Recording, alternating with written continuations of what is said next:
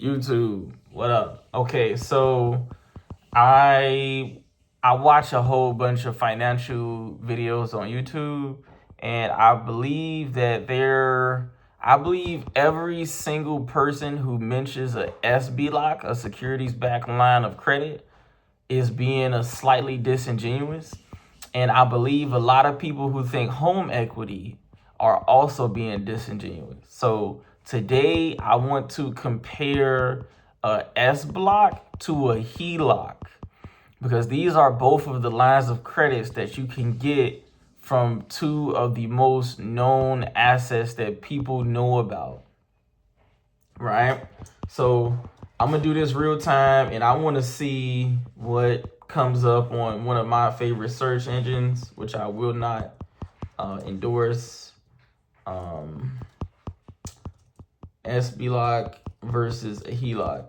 So I mean, I already know the differences, but I just want to see. So you got a securities backed line of credit versus a home equity line of credit. So the collateral is your investment portfolio, stock and bonds for the SBLOC. For the HELOC, you got the equity in your real estate. So the speed that you can get the funds, a SBLOC you can get just like that. It's instant, 24/7, 7 days a week. For a HELOC, it could be fast, but they say 30 to 45 days requires a home appraisal. You got the interest rates. Interest rates for stock portfolios as you grow the account get extremely low. For real estate, is usually prime plus one. So I will say that if you have a fully paid off piece of real estate, you could probably borrow up to 70 to 80% of the value. With stocks, usually want to stay at 50. Even if a brokerage gave you more than 50, you want to stay at 50 because the market is more volatile than home. The housing market isn't as volatile as the stock market, but after a certain amount, even at any amount, I would never go over 50. I would never recommend. Not financial advice though. So the interest is generally not the tax treatment. The interest is generally not tax deductible for the SBLOC, and the interest may be deductible if used for home improvements on the home. You got margin calls for the SBLOCs. You got foreclosures on the house. Now, I want people to understand. A lot of people always say, "Well, how are you gonna pay loan off? How are you gonna pay loan off?" Dividends.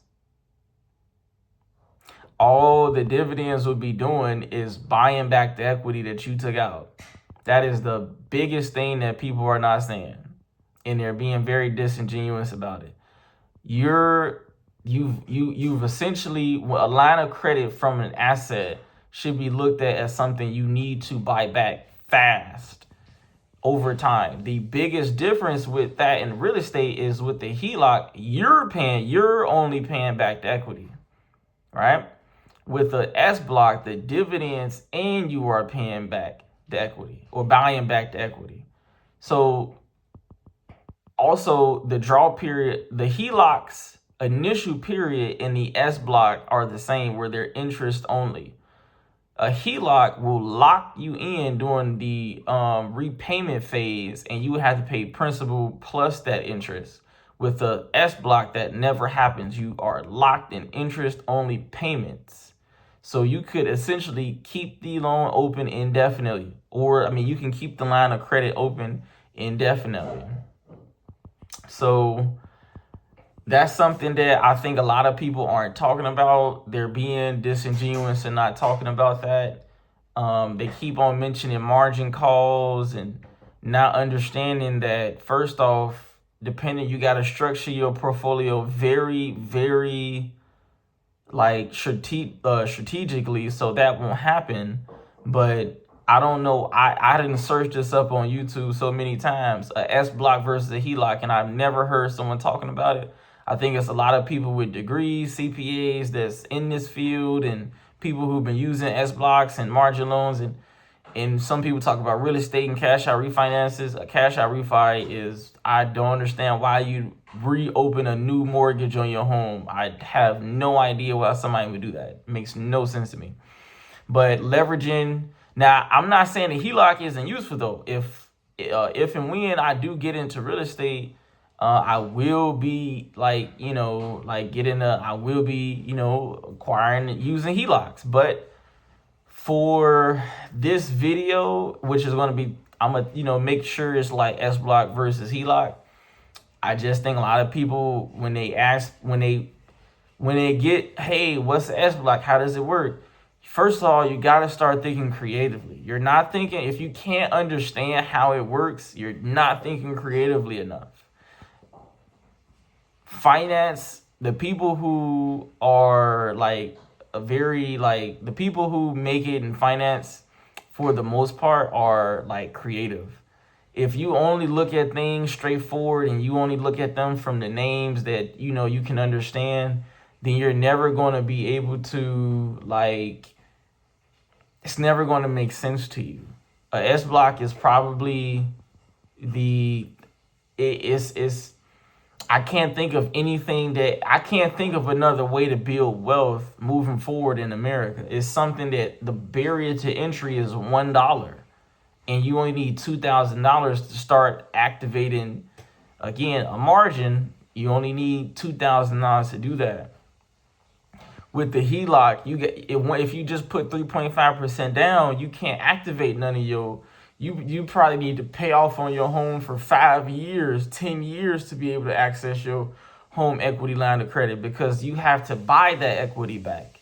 And while you're buying it back, you have to pay principal plus interest, maintain the house, pay property taxes.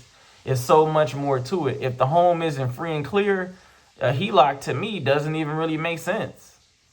And how many people pay off their property? You know what I'm saying? That's not really the thing, how people do that.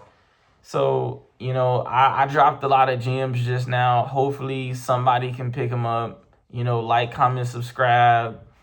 I'm going to just keep talking about creative financing, and, it's a lot of people being disingenuous. They want to sell you stuff.